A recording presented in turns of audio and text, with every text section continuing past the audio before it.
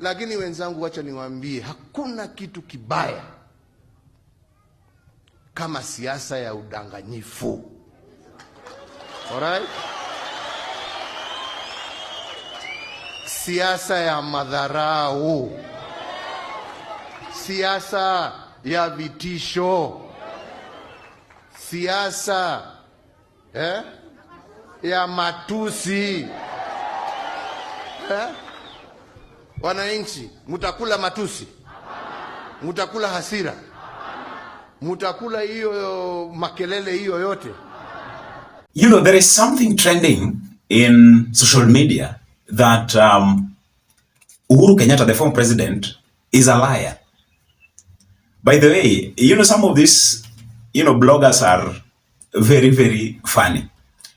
Because for a good time now, I've noted that when you talk of Uhuru Kenyatta, you know, sometimes back I was listening to this political pundit who was saying that if you want to know a man, a politician, who is kind of being studied the more, but in the end, they are least understood, then you talk of Uhuru Kenyatta. Mimi nimeshindana kisiasa na Raila, right? Lakini choice ni ya kiongozi.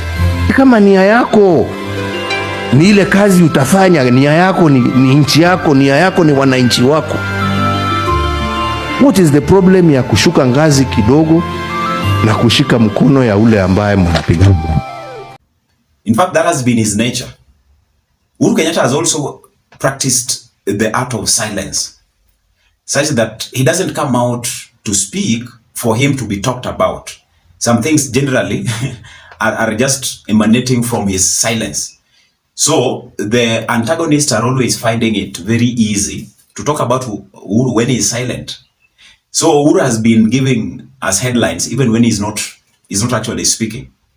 At the same time, Uhuru Kenyatta is not someone who is combative, so that if he hears any information going rampant, you know, going viral about him, he will not come out to maybe defend himself or try to make rejoinders or any other move that will even stir the conversation further. Jameni, saa ingine wacha nisiseme unajua natoboa alafu wengine wanasema ati mimi nakasirika. So the reality about him is that he is most studied, but then less understood. We are not understanding how comes Uhuru Kenyatta failed to give Raila Odinga presidency in 2022. We have not understood, although very many people have gone into the depth of studying why did Raila actually miss that, but nobody has understood why he failed to deliver to Raila Odinga. So when you take this government and this dispensation, you will realize that since William Ruto came to power, there is a trend. There is a trajectory that they have formed to flow with, and this trajectory is specifically looking into how can we bring Uhuru Kenyatta and talk about him. How can we make a stain on him on some specific areas? And interestingly, if you are following it, you might have realized that some of them explode when, you know, the government is being blamed on one area, but the only resort that the government takes is to scapegoat on Uhuru Kenyatta. So any issue, we have Kenyans coming up in arms and trying to, you know, shout at the government will find a landing spot on Uhuru Kenyatta. So the blame game, all right? That is what has been happening. For instance, what they are now saying that Uhuru Kenyatta is a liar. How would you try to go back and say that Uhuru Kenyatta is a liar? In fact, if there is a man who has been lying all over and even lying about Uhuru Kenyatta is this government, and the man on top of this government is none other than President William Ruto. So he's the one who has been setting the pace or the trend in lying even about Uhuru Kenyatta. So in other words, William Ruto has been dubbed the promise breaker. He has been dubbed unreliable. He has been dubbed undependable. So those three are really making him to every time, whenever he wants something to be spearheaded, whenever he wants his bloggers to come up with a political conversation or narrative, you know, he is being interpreted in that line for those who keenly follow everything that is happening. But one advantage that Uhuru Kenyatta is getting out of all this is that the more they talk about him, the more he gets the platform to be famous, for people to start, thinking about Uhuru Kenyatta. Because right now, when videos start to resurface, how Uhuru Kenyatta used to do things, and ultimately how Uhuru Kenyatta warned everybody, people are going down on their knees and saying, we are very much sorry. The man from Ishaweri, we are very much sorry, please, we need you. In fact, they are praying to God that, God, please, we had somebody who warned us, we did not listen. Please forgive us. So anything that they bring on board, Uhuru gets advantage out of it. You remember recently, just some few days ago, they were talking about that initiative where Uhuru Kenyatta went and sponsored the construction of that church, cathedral. And what did they come out to say? They started to connect Uhuru with Freemasonry. And they were trying to say, there is a hidden agenda, a hidden motive behind even that man sponsoring construction of a church.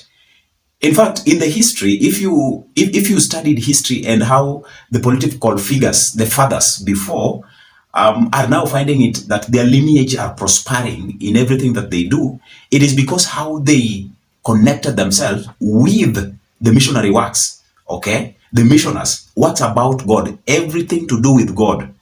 And if you get an opportunity to do something for God, even including building a church, including helping the needy, please do it. Don't consider whatever everybody is saying, because it has effect in your posterity. It has big advantages and systems of advantages that will accrue to you in your posterity. So you look at the Kenyatta's family and you look at people who have made it big in their names in our country. One thing that you will identify in them, they at one time stood with the church. They at one time stood with the things of God. And Uhuru Kenyatta, it's not the first time that he's engaging in such kind of activities. He has been doing it. Look at those other big names. They have been doing it, especially from the Mount Kenya. Even the Odinga family, okay? The church, very important. So the more they talk about him, the more they give him the platform to be famous, to be known. And the more people start to regret, why didn't we have Uhuru, why didn't we listen to Uhuru Kenyatta? We made a big mistake. And then the other thing, it is also giving Uhuru Kenyatta a platform to rearrange himself. And rearranging himself meaning that if anybody who is coming to defend Uhuru Kenyatta strongly well, out of these allegations, out of these conversations, then they form a faction which will be seen as standing with the man that people are missing, the man that people did not listen to. So anything that they come up with, people will always try to listen to them. Especially when you go deeper and now look at Mount Kenya. Every young person who will be allied to Uhuru's ideology right now in Mount Kenya, they will be loved automatically, naturally, as opposed to anybody who is trying to, claim or proclaim everything that the government is doing. In Mount Kenya, Uhuru Kenyatta is now a darling. And that is the reason why you see these young people, the likes of Pauline Njoroge and those who are in Jubilee, the young turks, who are not very, very much significant in the last election, they're now coming out to say, we now want to move under the shadow of Uhuru. We now want to tell Mount Kenya where they need to go. And it is Uhuru Kenyatta who is backing them. You don't see Uhuru Kenyatta in public with them, but they have kind of what we call the grace of the staff that Uhuru Kenyatta is carrying.